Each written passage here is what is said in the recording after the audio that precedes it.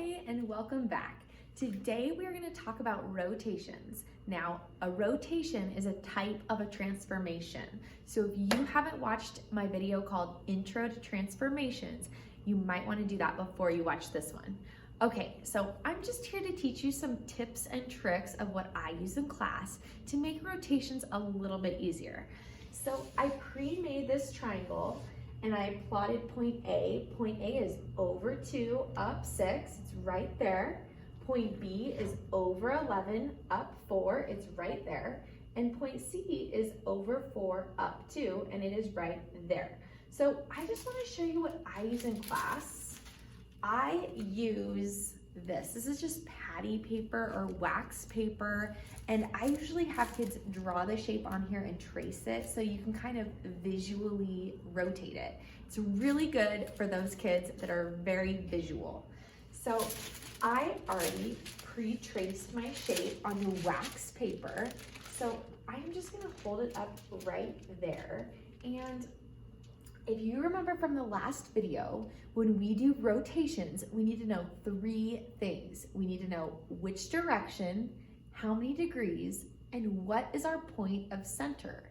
So a lot of times our point of center is right here. This is called the origin. It's where the x-axis and the y-axis meet, right there. So usually when we do rotations, we move like 90 degrees, 180 degrees, 270 degrees, or 360 degrees. So the reason we use those numbers is because those 90 goes into all of those numbers. 90 times 1 is 90, 90 times 2 is 180, 90 times 3 is 270, and 90 times 4 all the way around is 360. So I'm just going to show you what this would look like if we rotated this shape 90 degrees clockwise around the origin.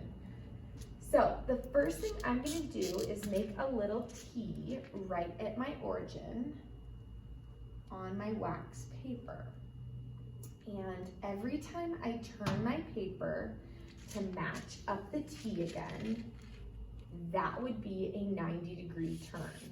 Okay, remember 90 degrees is a perfect right angle. So I want you to notice something really quick. Let's just pay attention to point A.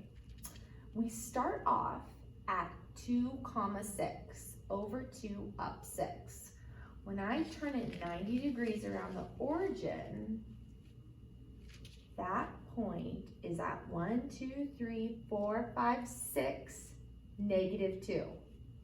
Do you see how those points are very similar to what we started with? Okay, B's points were originally 11, 4. Look what they are now. They are over 4, down 11. So 4, negative 11. And then C's points were originally 4, 2, and now they are 2, negative 4. So whenever you do rotations, 90 degrees, 180, or 270, or even 360, I want you to just double check the points, and there should be a correlation between them when you rotate around the origin like that, okay?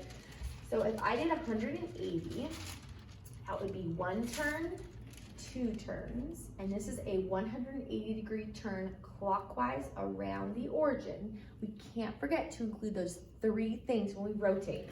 So originally, point A was 2, 6, and now it is negative 2, negative 6. So we're starting to see some similarities, okay? Same with C. C was originally over 4, up 2. Now it's negative 4, negative 2. So we're kind of starting to see a pattern. Let's turn it one more time, which would be equivalent to either 270 degrees clockwise around the origin, or we could say we went 90 degrees counterclockwise around the origin. That would be in the exact same spot. So our original point A was 2, 6, and our new point A is negative 6, 2. Do you see the similarities? You just always want to make sure we are talking about the points, the numbers 2 and 6. They might flip-flop. depending on how much you're rotating your shape. Okay, I want to show you one more trick. Sometimes we don't rotate our shape around the origin. Sometimes we rotate it around a random point. That point might be here, it might be out here, it could be wherever you want it to be. So what you do is, let's pretend we want to rotate this shape around the point, I don't know, -2, 0. Okay, so the point -2, 0 is right here. -2 means go left, and then 0 means do not go up or down. So I'm going to do the same thing on that point. I'm going to draw a T. That means everything is going to be spinning clockwise or counterclockwise around this point. Okay, so again, if I do, let's go counterclockwise this time, and let's go 90 degrees. So this point is going to stay, and then I'm going to turn it just one time, and oh my gosh, my shape kind of went off my grid, but that's okay. So that's where it would be if it went 90 degrees counterclockwise around the point -2, 0. It's kind of like, it reminds me of a little spinner when you're playing a game. Like this just stays, and then everything else just spins around it. The reason I like to make that T is because that just shows me every turn that I make and match that T up, that's 90 degrees. So if I turn it once, that's 90. If I turn it twice, that's 180. And if I turn it thrice, that's 270, okay? And then obviously 4 turns would bring it all the way back to where it started, which is 360 degrees. Okay, I just wanted to make this video about rotations because I feel like it's the trickiest one to learn, but feel free to use this kind of paper so you can visualize where your shape is going, and feel free to use this little trick of making a T so you know how many degrees you're turning, and don't forget to tell what your center point is. Okay, if this video made sense, please give me a thumbs up and subscribe to this math channel. I am here to help you.